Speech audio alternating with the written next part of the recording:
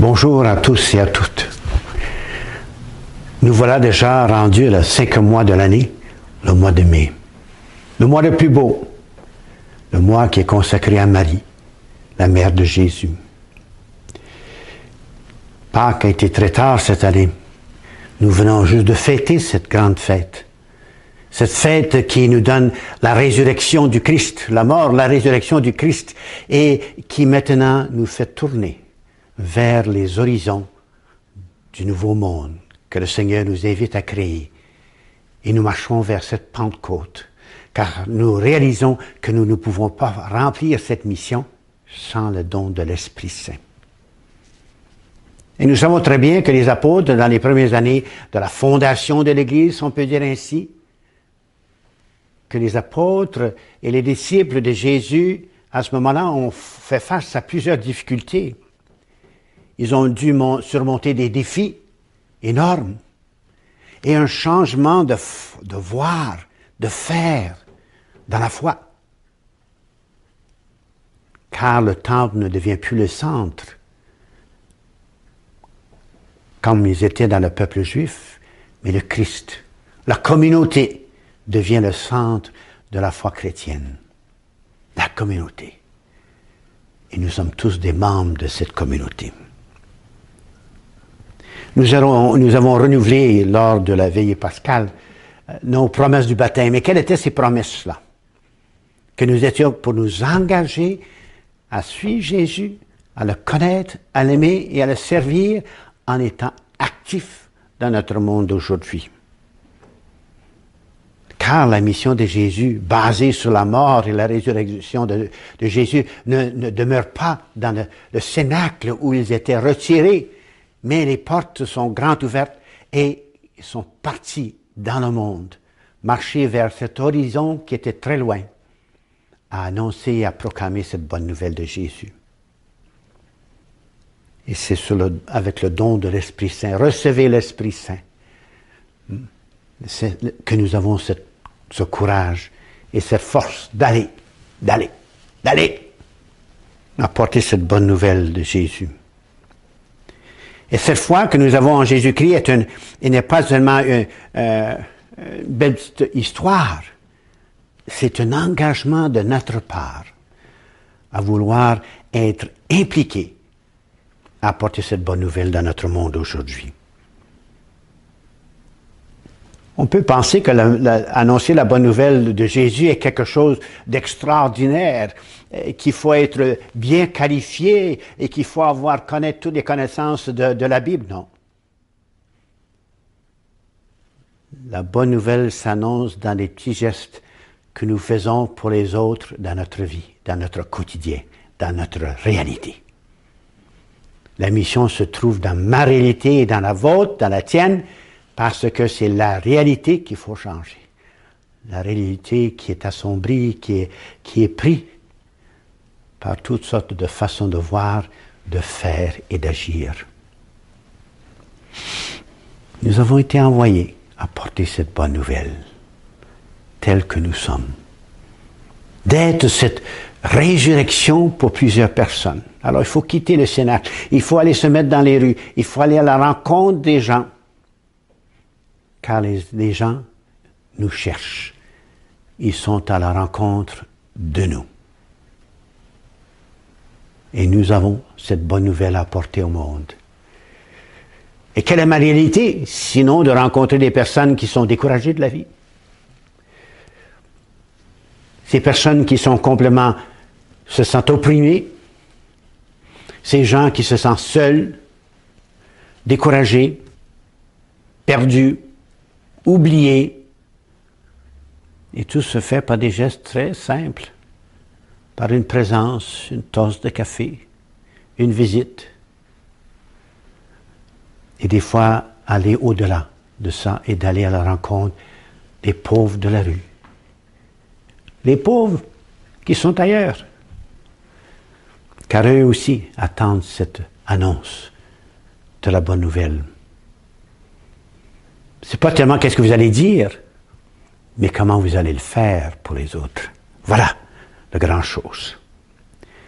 Mais nous savons très bien que nous ne pouvons pas toujours aller à l'extérieur de nous-mêmes et d'aller toujours avec beaucoup d'énergie sans avoir cette occasion ou ce moment de pouvoir se réénergiser ou se refaire pour que nous puissions continuer de bonnes nouvelles. Et cela se trouve dans la communauté, dans la communauté des chrétiennes à laquelle je m'appartiens. Et à travers l'Eucharistie, qui est cette célébration de toute cette mission, la mort, la résurrection du Christ, par sa parole, que nous sommes appelés à aller. Alors nous avons besoin de cette force qui nous vient de l'Eucharistie, cette force qui nous vient de la communauté. Et chaque membre de la communauté a quelque chose à faire, a quelque chose à apporter. C'est pas je suis pas capable, j'ai rien à faire, j'ai pas de don. Non, ça c'est pas vrai ça. C'est pas vrai. Nous avons tous quelque chose à apporter. Même si ce n'est qu'un sourire. Et c'est le temps vraiment d'essayer de changer, de transformer. Oui, c'est mieux de dire peut-être ce mot transformer. C'est mettre de nouveau. Comme la première Église qui a dû laisser aussi des croyances qu'ils avaient selon l'Ancien Testament et qui devaient prendre la nouvelle croyance en Jésus-Christ mort et ressuscité, qui était une nouveauté extraordinaire pour les gens et qui était aussi une nouveauté pour la foi juive ou ceux qui étaient de la foi juive. De reconnaître que Jésus les amène à un nouvel horizon, qui se trouve là-bas, loin d'eux. Alors cet esprit nous pousse de faire sortir nous de nous-mêmes. On aime demeurer dans ce cénacle, on aime demeurer enfermé dans nos peurs, enfermé dans notre petit monde, dans notre coquille, si on peut dire ici. Mais l'Esprit Saint est venu le briser pour qu'on soit des gens qui donnent la vie. Grâce à la mission que Jésus nous a confiée. Alors notre mission se trouve là, devant nous. Ouvrez votre porte et regardez le monde autour de vous.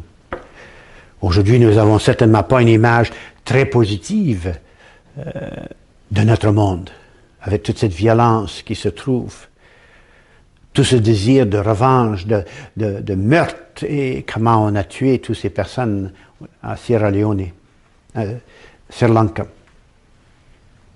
et qui sont morts parce qu'ils étaient croyants, qui ont donné leur vie. Comme les premiers chrétiens, plusieurs sont morts, martyrisés, parce qu'ils étaient croyants. Est-ce qu'on est prêt à ce martyr? Le martyr de la société face à la foi chrétienne? Et ne plus avoir les moyens de transmettre ou de dire ouvertement que nous sommes croyants. Alors le mois de mai, dans ce cheminement de Pâques à la Pentecôte, nous marchons avec cette première communauté qui se découvre, et qui se fonde, qui se crée pour marcher vers cette Pentecôte qui ouvre les horizons au monde entier. Nous sommes dans cette démarche, ce temps. Et le mois de mai, voilà un meilleur temps pour le faire. Le mois de mai, il y a aussi la fête des mères. Nous allons donner des roses, des cadeaux à notre mère parce qu'elle nous a aimés, parce qu'elle nous a aidés à être qui nous sommes d'aujourd'hui. Les mères sont des fondateurs de notre personnalité. C'est d'eux que vient notre nouvelle vie. Malheureusement, pas tous, pas toutes ont cette occasion de faire l'expérience de la maternité de leur mère. Et c'est malheureux. Mais la maternité nous aide à grandir et approfondir qui nous sommes. C'était aussi la semaine de l'éducation de la chrétienne, de nos jeunes, une semaine qu'on met de côté pour nous rappeler que nous sommes tous appelés à contribuer à l'éducation et à la formation de nos jeunes pour faire face à leur avenir, qu'est la nôtre aussi, faire face à la vie. Et nous sommes des gens qui peuvent les aider. Et nous devons nous assurer que nous allons continuer à les aider à apporter cette bonne nouvelle, à être des enfants épanouis dans notre monde aujourd'hui.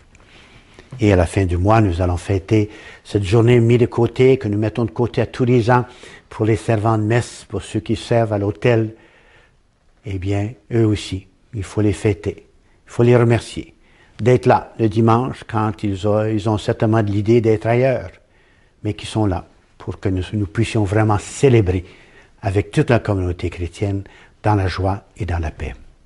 Alors, je termine en vous offrant les souhaits d'un bon mois de mai, mois de Marie, le mois où nous pouvons vraiment nous consacrer à ressemencer notre cœur de la parole de Dieu pour que nous puissions toujours porter fruit en allant vers la rencontre des autres dans ces conversations très quotidiennes et dans ces gestes très simples de notre vie. Bon mois.